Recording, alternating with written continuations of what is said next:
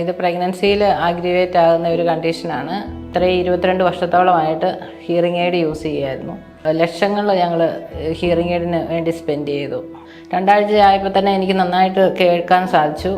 ഇത്രയും അടുത്ത് ഇത്രയും ഫെസിലിറ്റി ഉണ്ടായിട്ട് അറിഞ്ഞില്ലായിരുന്നു.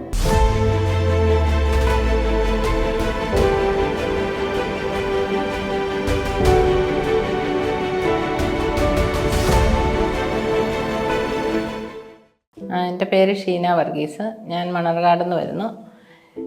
എനിക്ക് എൻ്റെ സെക്കൻഡ് പ്രഗ്നൻസിയിൽ 2002 ഒരു ഹിയറിംഗ് പ്രോബ്ലം ഉണ്ടെന്ന് തോന്നി. ഞങ്ങൾ ഒരു ഡോക്ടറെ കണ്ടപ്പോൾ ENT കണ്ടപ്പോൾ പറഞ്ഞത് ഇത് പ്രഗ്നൻസിയിൽ ആഗ്രിവേറ്റ് ആകുന്ന ഒരു കണ്ടീഷനാണ്, ഓസ്റ്റിയോസ്ക്ലിറോസിസ് ആണെന്ന് പറഞ്ഞു.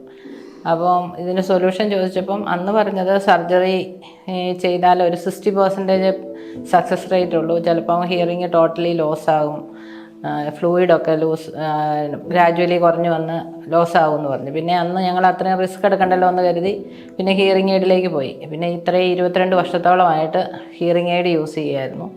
പല ലക്ഷങ്ങൾ ഞങ്ങൾ ഹിയറിംഗ് എയ്ഡിന് വേണ്ടി സ്പെൻഡ് ചെയ്തു. 4-5 പെയർ ഹിയറിംഗ് എയ്ഡ് ഞാൻ യൂസ് ചെയ്തു.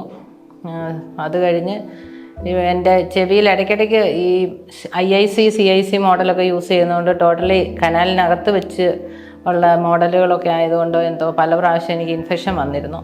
അങ്ങനെ ഒരു പ്രാവശ്യം ഈ 2024 മാർച്ച് ഏപ്രിൽ സമയത്ത് ഞാനിവിടെ ഡോക്ടർ ജോമി ജോർജിനെ ENT സർജനെ കാണിച്ചു. അപ്പോൾ ഡോക്ടർ കണ്ടപ്പോൾ ഈ ഹിയറിംഗ് എയ്ഡ് യൂസ് ചെയ്യുന്നതിൻ്റെ അതിൻ്റെ ഒരു ഫ്രിക്ഷൻ്റെ ആണ് ഇൻഫെക്ഷൻ എന്ന് പറഞ്ഞു. അപ്പം ഞങ്ങൾ ചോദിച്ചു ഇതിന് പെർമനൻ്റായിട്ട് എന്തെങ്കിലും ഒരു സൊല്യൂഷൻ ഉണ്ടോ, വർഷങ്ങളായിട്ട് ഞങ്ങൾ ഹിയറിംഗ് എയ്ഡ് യൂസ് ചെയ്യുകയാണെന്ന് പറഞ്ഞു. അപ്പം ഡോക്ടർ പറഞ്ഞു ഇത് വളരെ ഈസി ആയിട്ടുള്ളൊരു സർജറിയാണ്, ഓൺലി 3 days ഹോസ്പിറ്റലൈസേഷനേ ഉള്ളൂ, നല്ല സക്സസ് റേറ്റ് ഉണ്ട് എന്നൊക്കെ പറഞ്ഞു. അപ്പം ഞങ്ങൾ അതിനെപ്പറ്റി കൂടുതൽ ചോദിച്ച് മനസ്സിലാക്കിയിട്ട് ഈ 2024 ജൂലൈ 30 ഓപ്പറേഷൻ ചെയ്തു. ഓഗസ്റ്റ് 2 തന്നെ ഡിസ്ചാർജായി. അത് കഴിഞ്ഞ് ഒരു 2 ആഴ്ചത്തോളം ഇച്ചിരി ഡിസ്കംഫർട്ടൊക്കെ ഉണ്ടായിരുന്നെങ്കിലും അത്ര ബുദ്ധിമുട്ടൊന്നും ഇല്ലായിരുന്നു. 2 ആഴ്ച ആയപ്പോൾ തന്നെ എനിക്ക് നന്നായിട്ട് കേൾക്കാൻ സാധിച്ചു.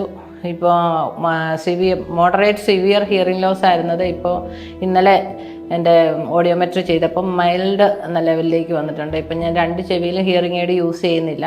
ഒരു ചെവിയെ സർജറി ചെയ്തുള്ളൂ, മറ്റേ ചെവിയും ചെയ്യാനുണ്ട്. എന്നാലും എനിക്ക് നന്നായിട്ട് കേൾക്കാൻ സാധിക്കുന്നുണ്ട്. എന്തായാലും നല്ല രീതിയിൽ ഡോക്ടർ ഇടപെടുകയും നന്നായിട്ട് സക്സസ്ഫുള്ളായിട്ട് സർജറി ചെയ്തു.